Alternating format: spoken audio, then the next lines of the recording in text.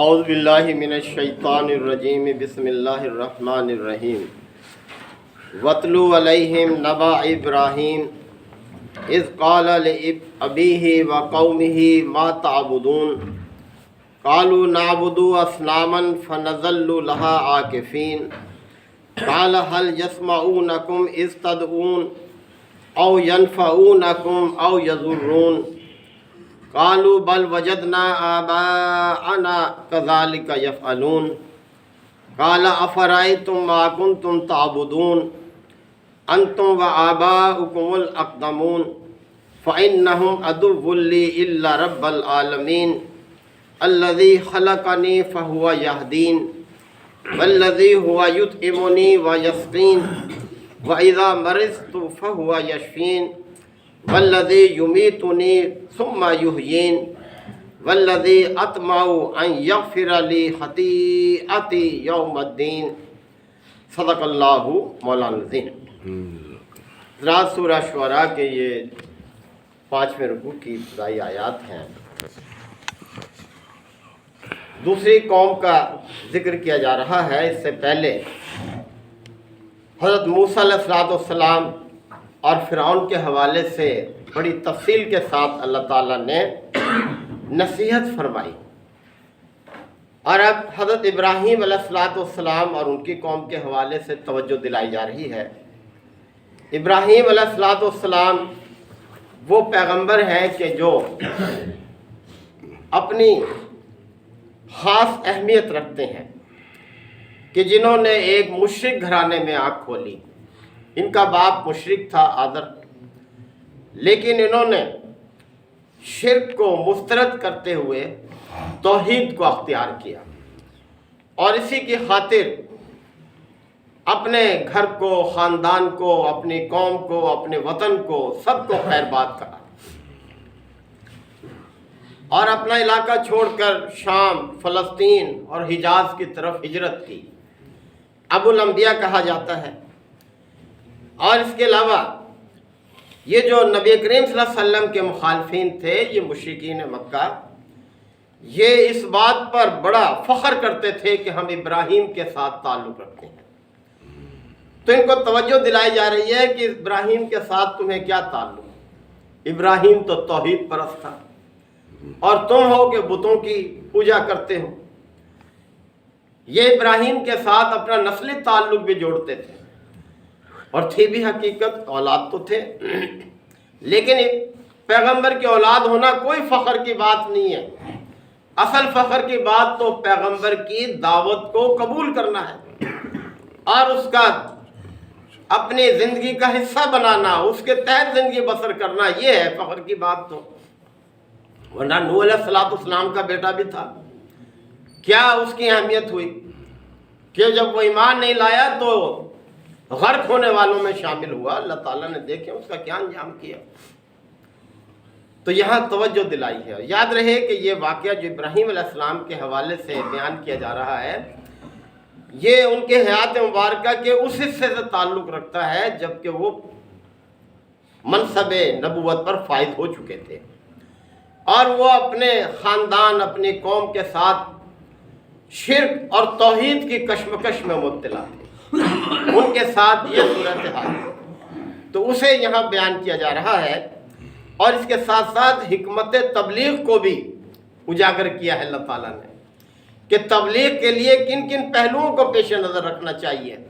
یعنی اپنے مخالف کو یکدم اس کے گھناؤنے عمل کو نہ پیش کریں، بلکہ حکمت کے ساتھ۔ تو فرمایا کہ اذ وَاتْلُ عَلَيْهِمْ نَبَأَ إِبْرَاهِيمَ، کہ نبی صلی اللہ علیہ وسلم ذرا انہیں ابراہیم کا واقعہ بھی سناؤ، کہ جس کے ساتھ یہ اپنا تعلق جوڑتے ہیں۔ اور آج بھی دنیا کی اکثریت ابراہیم کے ساتھ اپنا تعلق جو ہے وہ بیان کرتی ہے۔ مسلمان ہیں، یہودی ہیں، عیسائی ہیں، یہ سب کے سب اپنا تعلق حضرت ابراہیم کے ساتھ ہی جوڑتے ہیں۔ تو ذرا انہیں ابراہیم کا واقعہ بھی سناؤ۔ اذ قال لأبیہ وقومہ، جب انہوں نے اپنے باپ اور اپنی قوم سے یہ کہا تھا، ما تعبدون، یہ کیا ہے چیزیں جن کی تم سیوا کرتے ہو، جن کی تم پوجا کرتے ہو، جن کی تم بندگی کرتے ہو، ذرا ان کی حقیقت پہ غور تو کرو۔ قالو، تو انہوں نے جواب دیا، نعبدو اصنامن، ہم ان بتوں کی پوجا کرتے ہیں، فنظل لہا عاکفین، اور ان کی خوب سیوا کرتے ہیں، انہی کے آگے اپنی فریادیں رکھتے ہیں، نظر و نیاز چڑھاتے ہیں۔ قالا، تو ابراہیم علیہ السلام نے پوچھا، حل یسمعونکم اذ تدعون، کہ جب تم انہیں پکارتے ہو تو کیا یہ تمہاری پکار کو سنتے ہیں؟ دیکھیں کیسے توجہ دلائی، یہ نہیں کہا کہ یہ سنتے نہیں ہیں، بلکہ یہ سوال کے انداز میں ان سے ان کو توجہ دلائی کہ جب تم انہیں پکارتے ہو تو کیا یہ تمہاری اس پکار کو سنتے ہیں؟ او ینفعونکم، یا تمہیں کوئی نفع پہنچاتے ہیں، او یضرون، یا تمہیں کوئی نقصان پہنچاتے ہیں؟ ذرا تھوڑا مجھے بھی بتاؤ اس کے بارے میں۔ انہی سے اگلوا رہے ہیں کہ وہ کیا اس کے بارے میں نظریہ رکھتے ہیں۔ قالو، تو انہوں نے کہا، بل وجدنا آبانا، بلکہ ہم نے اپنے باپ دادا کو ایسے کرتا پایا۔ اب دیکھیں کیا سند پیش کی انہوں نے اپنے اس عبادت کی کہ ہم نے اپنے باپ دادا کو ایسے کرتے پایا ہے۔ کذالک یفعلون، وہ ایسا کیا کرتے تھے، تو جیسا وہ کرتے تھے ہم بھی ایسے کر رہے ہیں۔ تو یہ تو کوئی دلیل نہیں ہے، یعنی اپنے موقف پر جمے رہنے کے لیے ان کے پاس یہ دلیل کوئی معقول دلیل نہیں تھی۔ قالا، تو پھر ابراہیم علیہ السلام نے پھر پوچھا، افرأیتم ما کنتم تعبدون، کیا تم نے کبھی غور بھی کیا ہے کہ جن کی تم بندگی کرتے ہو ان کے حوالے سے کبھی غور و فکر بھی کیا ہے؟ انتم و آباؤکم الاقدمون، تم بھی اور تمہارے گزرے ہوئے باپ دادا بھی جن کی یہ سیوا کرتے ہو، کبھی ان کی حقیقت پر بھی غور کیا ہے تم نے؟ فَإِنَّهُمْ عَدُوٌّ لِّي، بس میرے تو یہ دشمن ہیں۔ دیکھیں یہ نہیں کہا کہ تمہارے دشمن ہیں، کس طرح سے حکمت تبلیغ، فرمایا فَإِنَّهُمْ عَدُوٌّ لِّي، بس یہ تو میرے دشمن ہیں، الا رب العالمین، سوائے اس رب العالمین کے۔ یعنی دنیا میں جن جن ہستیوں کی پوجا کی جا رہی ہے، عبادت کی جا رہی ہے، ان میں سب کے سب دشمن ہیں سوائے رب العالمین کے، یعنی جو ساری کائنات کا آقا ہے، مالک ہے، فرما روا ہے، اس کے سوا سب کے سب جو ہیں وہ میرے دشمن ہیں۔ اب بتایا اس کی دلیل کیا ہے، یعنی رب العالمین، تم تو بتوں کی پوجا جو کرتے ہو اس کی دلیل تمہارے پاس صرف یہی ہے کہ باپ دادا کو ایسے کرتا پایا ہے، جبکہ میرے پاس جو دلیل ہے رب العالمین کی بندگی کرنے کی وہ یہ ہے، دیکھیں یہ دلیلیں بیان کی ہیں اور کوئی نہیں جھٹلا سکتا ان کو۔ فرمایا کہ الذی خلقنی، وہ جس نے مجھے پیدا کیا، یہ ہے سب سے بڑی دلیل اللہ کی عبادت کرنے کی کہ اس نے پیدا کیا ہے۔ جب پیدا اس نے کیا ہے تو پھر عبادت بھی اسی کی، بندگی بھی اسی کی۔ فَهُوَ يَهْدِينِ، اور پھر پیدا کرنے کے بعد ایسے نہیں چھوڑ دیا مجھے، بلکہ میری رہنمائی کی ہے۔ ہر دور میں اللہ تعالیٰ نے اپنے بندوں کو زندگی بسر کرنے کا طریقہ بھی دیا ہے، یعنی دنیا میں ایسے نہیں بھیج دیا کہ جو مرضی آئے کرتے پھرو، بلکہ ان کو زندگی گزارنے کا طریقہ بھی دیا ہے۔ وَالَّذِي هُوَ يُطْعِمُنِي، اور وہی ہے جو مجھے کھلاتا ہے، وَيَسْقِينِ، اور جو مجھے پلاتا ہے۔ اب دیکھیں یہ بھی کسی اور کی طرف منسوب نہیں کی جا سکتی، یہ یعنی اللہ ہی ہے جو رازق ہے، جو طرح طرح کا رزق اپنے مخلوق کو دے رہا ہے۔ وَيَسْقِينِ، اور وہی جو ہے مجھے پلاتا ہے۔ اب دیکھ لیں ایک بچہ جو پیدا ہوتا ہے ماں کے پیٹ سے، اس سے پہلے تو وہ کچھ نہیں جانتا، یعنی اس کی ماں کے سینے میں جو ہے رزق اس کے لیے پیدا کر دیتا ہے۔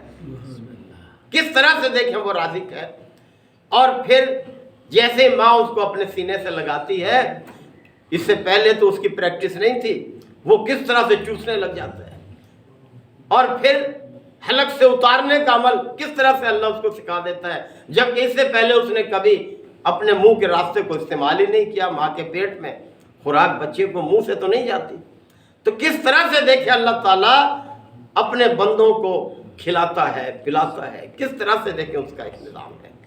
تو یہ دلیل ہے میرے پاس تو رب العالمین کی بندگی کرنے کی کہ وہ مجھے کھلاتا ہے، مجھے پلاتا ہے۔ وَإِذَا مَرِضْتُ فَهُوَ يَشْفِينِ، یہ فکر اکثر ہسپتالوں میں لکھا ہوا آپ نے دیکھا ہوگا۔ وَإِذَا مَرِضْتُ، اور جب میں مریض ہو جاتا ہوں، جب میں بیمار ہو جاتا ہوں، فَهُوَ يَشْفِينِ، تو وہی مجھے شفا دیتا ہے۔ اب دیکھیں، ٹھیک ہے جب کوئی بیمار ہوتا ہے دوائی لیتے ہیں، ڈاکٹر کے پاس جاتے ہیں، لیکن یہ سب ہیلے ہیں جو ہم اختیار کرتے ہیں۔ ہمارا ایمان اس چیز پہ ہوتا ہے کہ اللہ نے ہی بیماری دی ہے اور وہی جو ہے دوا میں شفا رکھتا ہے، وہی جو ہے اسی کے حکم سے مجھے شفا نصیب ہوگی۔ تو فرمایا کہ وہی مجھے بیماری اور وہی مجھے شفا عطا کرتا ہے۔ اور جسم کے اندر دیکھیں اللہ نے ایسا نظام قائم کر رکھا ہے کہ آج تک انسان سمجھنے سے اسے پوری طرح سمجھنے سے قاصر ہے، کہ ایک دفاعی نظام بھی انسان کے اندر رکھ دیا ہے جو اسے بیماریوں سے بچاتا رہتا ہے اور پھر جب اللہ چاہتا ہے مریض ہو جاتا ہے وہ۔ اور پھر کس طرح سے دیکھیں خود بخود صحت یاب ہونے کا بھی ایک نظام ہے، یعنی دوائیوں کے علاوہ خود بخود اللہ نے ایک خودکار نظام بھی رکھا ہے۔ جسم میں اگر کہیں چوٹ لگ جائے تو ہم دیکھتے ہیں کہ چند دنوں میں کیسے وہ بھر جاتا ہے زخم اور وہ ٹھیک ہونے لگ جاتا ہے جو ہے یہ۔ والذی یمیتنی ثم یحیین، اور وہی ہے جو مجھے موت دے گا، ثم یحیین، اور پھر مجھے دوبارہ زندگی دے گا، پھر مجھے زندہ کرے گا۔ دیکھیں توجہ دلائیے حیات بعد الموت کی طرف، کہ یہی زندگی سب کچھ نہیں ہے، بلکہ اس کے بعد پھر بھی زندہ ہونا ہے، اور ایسا زندہ ہونا ہے کہ پھر مرنا نہیں ہے، پھر ہمیشہ کے لیے زندہ ہونا ہے۔ اس چیز کو نہیں مانتے تھے لوگ جو تھے۔ والذی اطمع، اور وہی ذات ہے جس سے میں یہ امید رکھتا ہوں، یعنی اللہ سے ہی یہ امید ہے، اللہ ہی اس چیز کا اختیار رکھتا ہے کہ یغفر لی خطیئاتی یوم الدین، کہ وہ قیامت کے دن میری خطاؤں کو معاف کر دے۔ اب یہ اختیار کسی کو حاصل نہیں ہے اللہ کے علاوہ کہ اپنے بندوں کی خطاؤں کو وہ معاف کر دے۔ اللہ سے ہی ہم مغفرت مانگتے ہیں، دن میں بار بار اللہ سے مغفرت مانگتے ہیں، اس لیے کہ بار بار ہم سے نافرمانیاں بھی ہوتی رہتی ہیں، خطائیں ہوتی رہتی ہیں، اور اس کو اپنا شعار بھی بنانا چاہیے، مستقل عادت رکھنی چاہیے، زیادہ سے زیادہ اللہ سے استغفار کرتے رہنا چاہیے۔ تو فرمایا کہ وہی رب العالمین ہے کہ جس سے میں یہ امید رکھتا ہوں کہ وہ یوم الدین، کہ قیامت کے دن، جزا سزا کے دن، یغفر لی خطیئاتی، میری خطاؤں کو وہ معاف کر دے گا۔ آگے دعاؤں کا ذکر اب شروع ہو رہا ہے جو ابراہیم علیہ السلام نے کی اپنے رب سے، کہ کس طرح سے ہم اپنے رب سے مانگیں۔ تو بہرحال توجہ دلا رہی ہیں یہ آیات کہ جس نے پیدا کیا، جو ہمیں موت دے گا، جو ہمیں دوبارہ زندہ کرے گا، جو ہماری زندگی کی طرف ہر وقت متوجہ ہے، جو ہماری ضروریات کو پورا کر رہا ہے، وہی ذات ہے جس کی عبادت اور اطاعت کرنی چاہیے۔ اس کے علاوہ کسی کی بھی بندگی جو ہے وہ باطل ہے، اس سے بچنا چاہیے۔ اللہ تعالی ہم سب کو عمل کی توفیق عطا فرمائے۔ الحمدللہ وکفا وسلام علی عبادہ الذین اصطفیٰ۔ ربنا آتنا فی الدنیا حسنہ وفی الآخرۃ حسنہ وقنا عذاب النار وادخلنا الجنۃ مع الابرار یا عزیز یا غفار یا رب العالمین۔ اللہم انک عفو کریم تحب العفو فاعف عنا۔ اللہم من احییتہ منا فاحیہ علی الاسلام ومن توفیتہ منا فتوفہ علی الایمان۔ یا شافی الامراض اشف مرضانا ومرضى المسلمین۔ یا قاضی الحاجات اقض حاجاتنا وحاجات المسلمین۔ اللہم اعز الاسلام والمسلمین، اللہم دمر اعداء الدین۔ ربنا تقبل منا انک انت السمیع العلیم وتب علینا انک انت التواب الرحیم۔ صلی اللہ تعالی علی خیر خلقہ محمد وعلیہ وصحبہ اجمعین۔